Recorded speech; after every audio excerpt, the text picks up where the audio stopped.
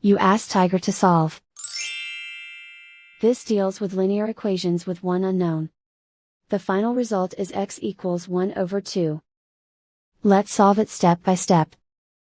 Group all constants on the right side of the equation. Subtract 11 from both sides. Group like terms.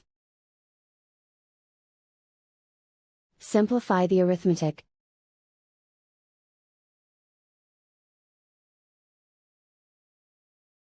Isolate the x.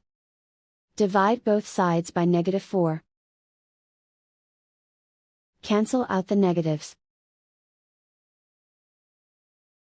Simplify the fraction. Cancel out the negatives.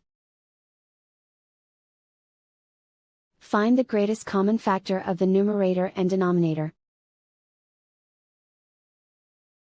Factor out and cancel the greatest common factor. And so the final result is x equals 1 over 2.